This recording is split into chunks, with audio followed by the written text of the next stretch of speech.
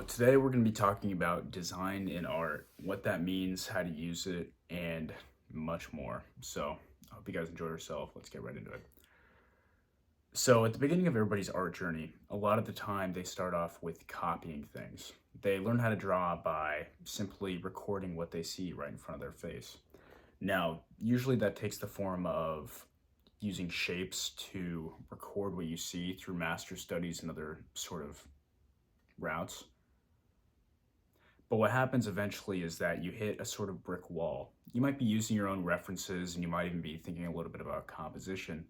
But when you're only using things that you see and you're not actually changing it at all, things become a little bit boring. You essentially are just a printer of what you're copying, right? And when you're at that point, things can seem a little bit tedious and jaded. So this is about the next step in the art journey in your own development when you get into the more design stage. Now, if you don't know what I mean by design or what others mean by design, what it really is intentionally changing whatever you're using. So a lot of us start off with a reference, right? Something that inspires us. A lot of times, some people get more inspired than others, as far as how much they change it. But really, you're taking something that has potential and then you want to flesh out the potential. And that's where all the design comes into play. So to give a more concrete example of that, I just did this recent painting of my two cats and I saw that the reference photo had a lot of potential. Now, just by itself, it didn't look amazing. It looked decently good and I could feel that there was something there, but I feel like I really had to flesh it out. So what I did is that I analyzed what was working, what wasn't working, and then I accentuated what was working, and then I tried to play down what wasn't. So what I essentially did, and you can start implementing this right away, is that I took the raw photo and I pushed down the shadows. And what that did is that it made the bright portions of the photo seem much more important. And usually when you have a subject, which is what art always strives to do, is to have one subject, right? One point, whatever it's trying to communicate. It's a singular thing because once you have more than one point, it obscures the information given and people start getting bored and emotionally constipated. So you want to have one point. And by lowering down the shadows, you're designing it in a certain sense because you're actually changing, just like I said, you're changing what you originally started out with. So I lowered the shadows, and what that did is that it gave a nice contrast between the subject and the background. And what that contrast does is that it accentuates what's important, right? Because the eye, no matter, not even the eye, just our psychology in general, always looks for difference, right? So if you're in a movie, you know that there's going to be a jump scare if it's a lot of silence that precedes it, right? If somebody's talking and then they pause for 5 seconds, then you take notice. And that's because any sort of difference we pay attention to, right? And that's how you get somebody emotionally. That's how you get somebody to jump out in their seat in the movie. That's how you get somebody to listen a little bit more by the teacher's isn't talking kind of thing. You know, that trick that they play in elementary school and stuff like that. But what it really is that it's using this idea of difference and then it's accentuating it. And a lot of design is taking what's different and then it's accentuating it a lot, right? So if you have a shape from your reference photo, and I'm going to put up some examples of this while I speak so you can see it visually, because I'm sure everybody here is visual learners if you're interested in art, right?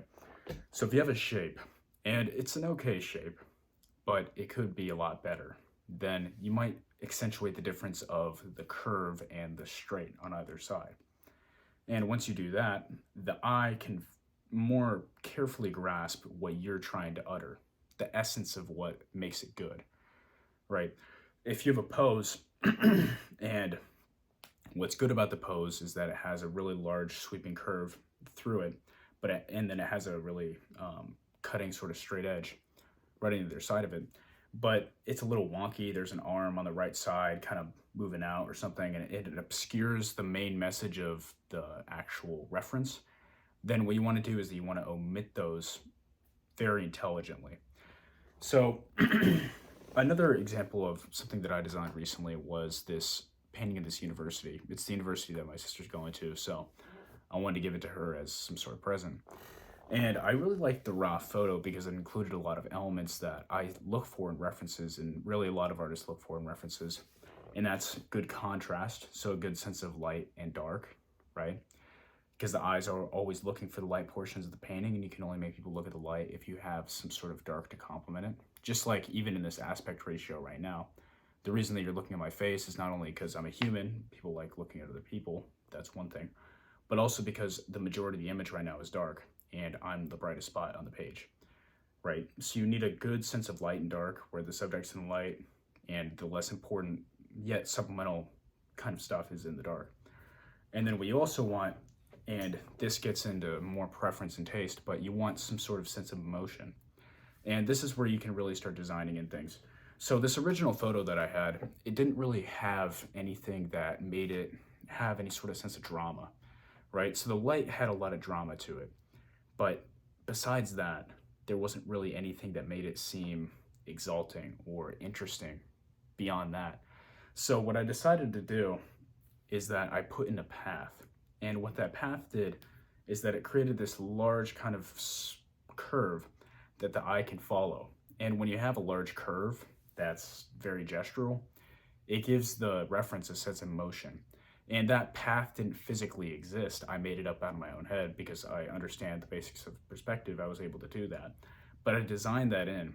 And then I also noticed after I designed in that path to give it a little bit of motion, that it complemented the way that the tree was moving on the left side of the painting. Now, the left side of the painting with the tree didn't quite fit, right? There was some branches off to the side and there was a little bit of wonkiness.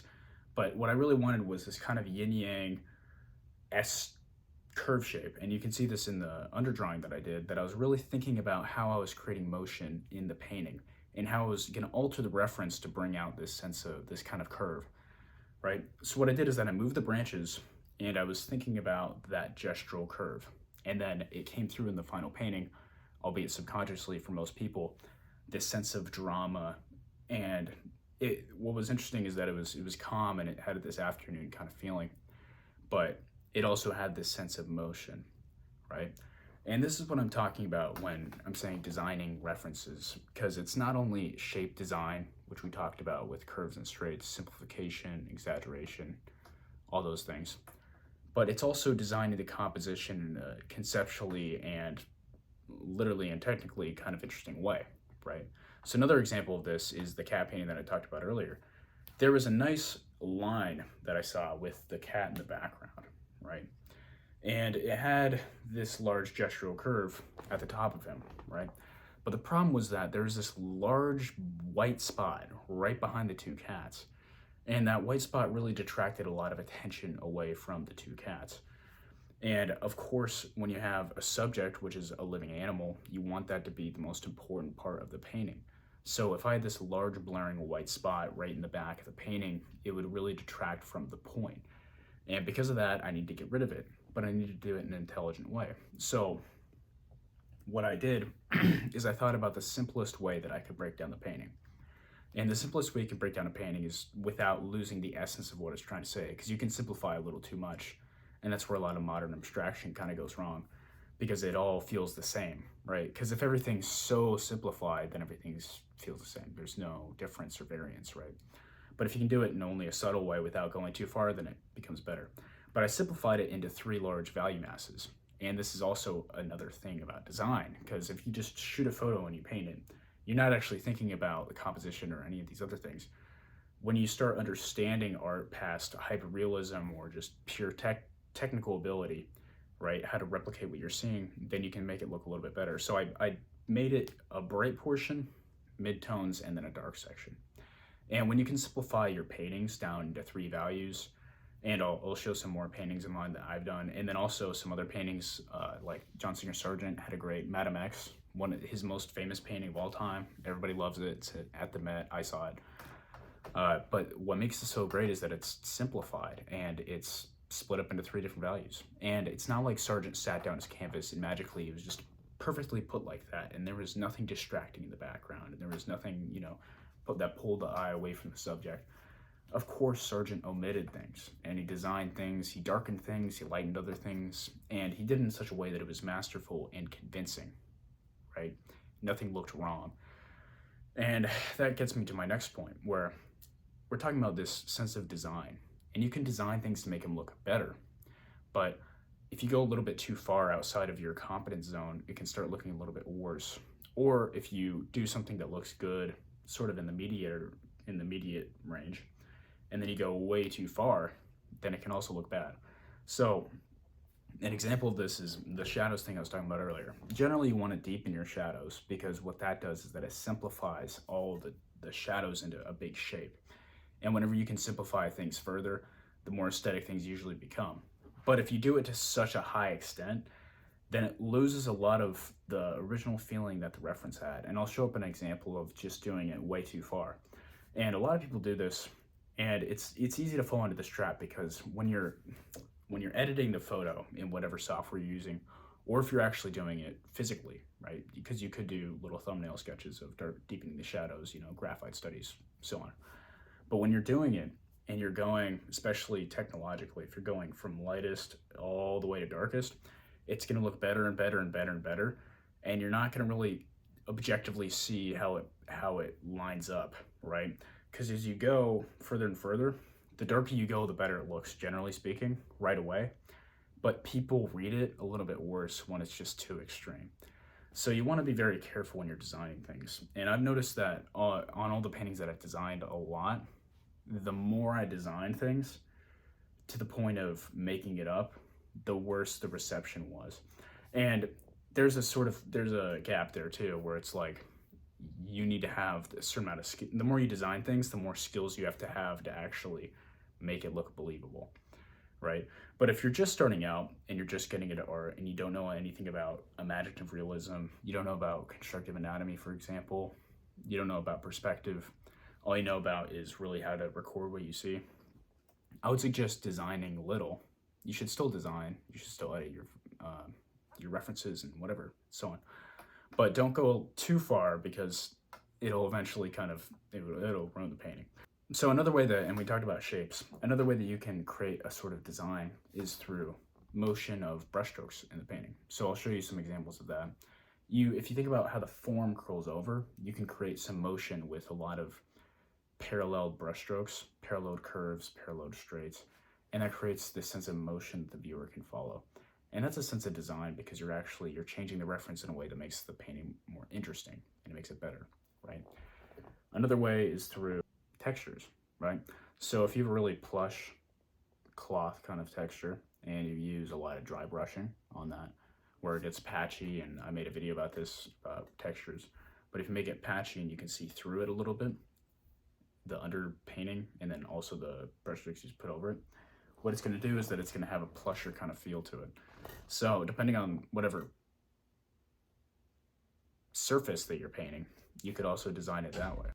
Some people design paintings in a way that it makes everything look like glass or porcelain, and they do that through smart use of highlights. Like Frank Frazetta did that to a little minimal extent. But what he would do is that he would take the muscle bodies on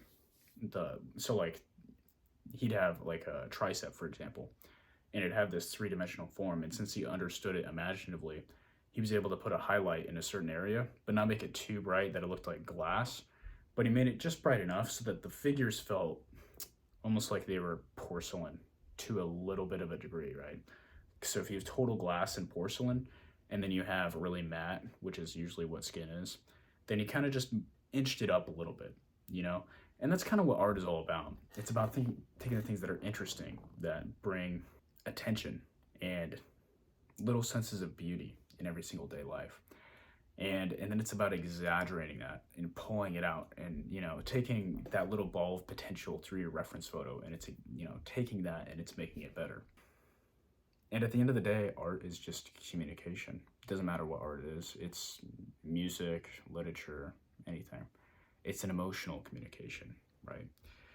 And the best way that you're ever going to emotionally connect with somebody is if you don't say everything.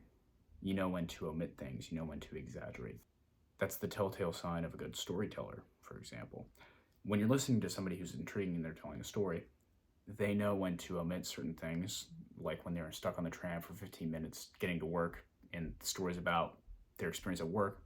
They're not going to talk about things that's unimportant to the story, right? And then the things that do happen that are interesting, they'll exaggerate them. And it's the same with any form of human communication. The chorus in a song is exaggerated, for example, and the verse is a little more chilled out. It's the tension and release of music, and it's the contrast that you use in visual art. So it really doesn't matter whatever medium you're using, even if it's not a visual art. It's just the way that people like to process information. So I hope you learned a little bit today. I hope you enjoyed your stay, and all the best. Go make something beautiful. See you guys later.